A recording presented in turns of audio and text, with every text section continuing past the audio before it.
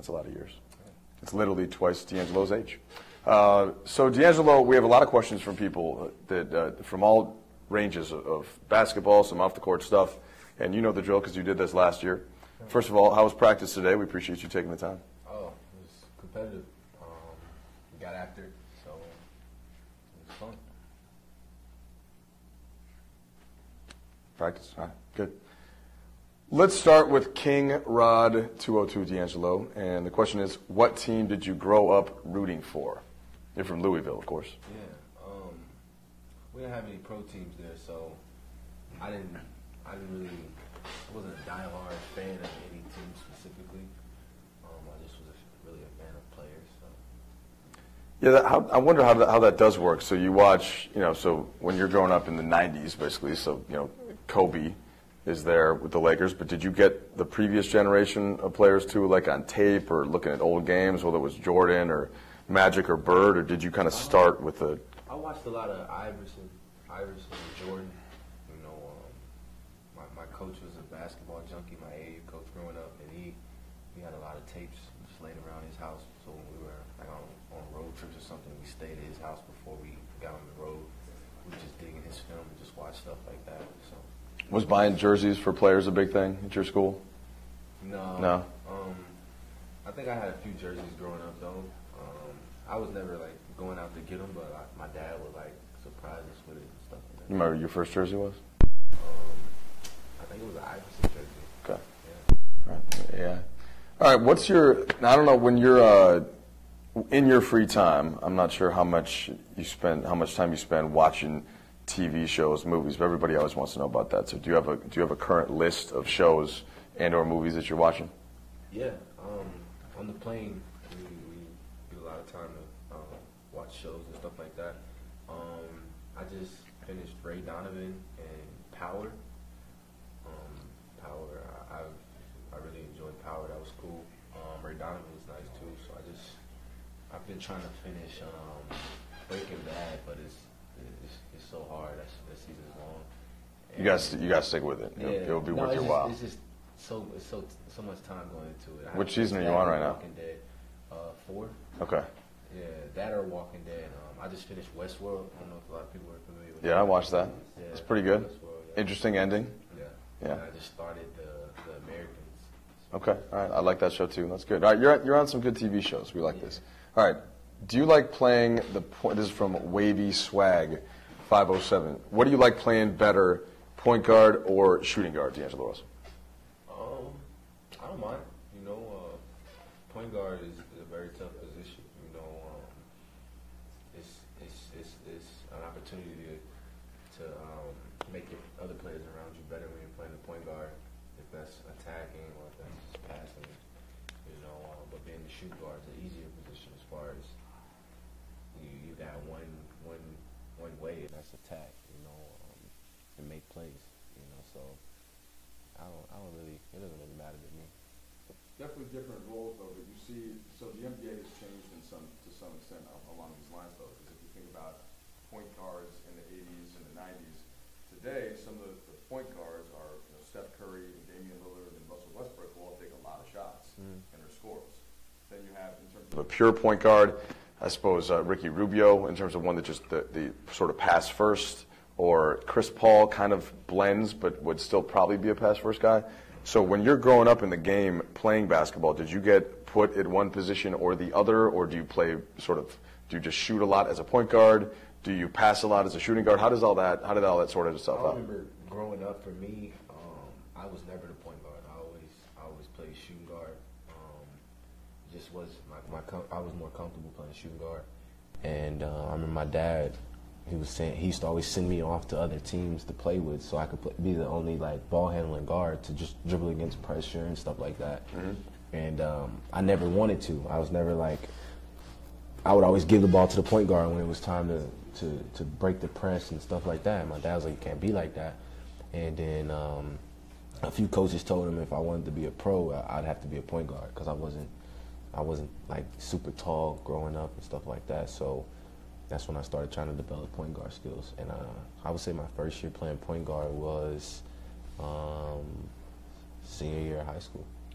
It is interesting because now you look at the league and what coaches are doing with the point guard position, and James Harden is now playing point guard, basically where he's got the ball the whole game and initiating everything in screen roll. And you got Giannis Antetokounmpo, who you just saw, who is, I don't know if you would describe him as a point guard. I keep having to use the air quotes because these things are getting muddled. Yeah. But do you feel like the experience that you had growing up in that has now, will you sit down with the coaches and think, oh, okay, well, if I'm thinking like a point guard, then I would have run screen roll this way versus if I'm thinking like a shooting guard? And how does all that happen? I would just say that the initiation of the offense. If you're bringing the ball up, you're starting offense, If that's the center bringing the ball up, well, the biggest guy on the floor, or if that's the smallest guy on the floor, it doesn't really matter. But if you're bringing the ball up, you're in the position to make the offense. And growing up, the guys that made the offense and called the offense were the point guards. But like you said, in this day and age, it doesn't really matter. It's more of a basketball player. You got to have 5 basketball players on the court that can rebound and bring the ball up and run the offense. Then what happens when Luke Walton wants you to run a set or run something, right? Versus if you're coming down and you just want to call out a screen roll because you see a matchup and you want to try to get the ball somewhere. What's that balance like? What's that dynamic like? What are Luke and Jesse Mermes and the rest of the coaches telling you? They made it easier for me as far as when to have screening rolls and when to run a play. The game's going by so fast, so when we're rebounding and getting stops and just pushing, it's automatic ball screen. It's not a call or whisper to the big, comes to the ball screen. It's automatic. We practice it, we preach it, we watch film on it. It's automatic. So if we're slowing the game down and the pace of the game is slower, then that's where you can call plays and stuff like that. But then sometimes I get in the habit of trying to run plays instead of just coming off the ball screen, which is more effective at the time. Gotcha. All right, Fly Like Bryant would like to know, what's been the hardest part of transitioning from college ball over to the NBA? You, of course, played 1 year at Ohio State, averaged about 25-5, had some success there. And I remember asking you this question last year, so I'm curious now if having another year in the NBA under your wing, if that answer has changed at all. College is slow. Picking up the pace of the NBA game is completely different, and then a lot of the guys that have the experience, playing against experience is a key at the same time too, playing against guys that have been in this league for a long time that are, I would say, study the game for a while now, and then you come into the league just this raw talent that has no idea of study and preparation of what it takes to be at their caliber. It's tough. So I would just say the pace and the experience. D'Angelo, a lot of people have asked about just sort of your progress, and this year you've seen some games, even starting in the game in Denver and going to Boston, where you're basically averaging 20 points, 9 assists, 7 rebounds, and then you have a couple of games, Detroit and New York, where your assist numbers were still there, but you weren't as aggressive. How would you describe what it's like just trying to establish consistency and having some really good games, and then having other games where maybe some other players have the ball more?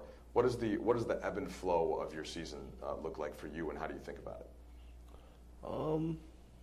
It's been a lot of I would say a lot of adversity set into this year as far as who you're playing with and who you're not playing with. Mm-hmm. So we have a lot of I would say weird lineups that you're not used to out there. So it's where you got to figure out where you're going to get your shots, when you're going to attack, when you're going to get other guys involved and stuff like that. But when you're playing with new guys, it makes it harder. So I would say the last few games I've been playing with different lineups. So I've been trying to figure out how to keep it going, as far as being aggressive and keeping myself involved, but playing with other guys that I'm not as used to playing with too. All right, that makes sense actually, because so in New York, that's when Ingram went into the lineup, and he was playing with the second unit a little bit more like a point guard, where he had the ball in his hands and he was initiating more. Mm-hmm. So then you had been doing that mostly with the starters. So if he's playing, then even just not that it's just you and Brandon, but you and Brandon then have to figure out, okay, who has the ball when, who's going to attack when, right? Is that part of what you're getting at? Yeah, but it's also easier too because both of us rebound, at our position. So playing against the rebound just like I said, back to what I said previously, whoever gets the rebound initiates the offense, and I like the rebound. He likes the rebound, so we just Same thing. Go ahead. It just makes it easier, whoever gets the rebound. Same thing can happen with Julius sometimes too, where if he gets the ball, then he likes to go up and initiate offense. So that's the stuff that you guys are still working to figure out.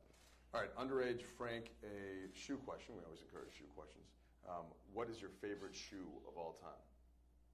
I gotta go with Jordans. Jordan 14s. 14s, okay. I'd probably go Jordan 5s. You have a pair of Jordan 5s? I'm not. I know it. I'm not like that big Not on into it. shoes. I get a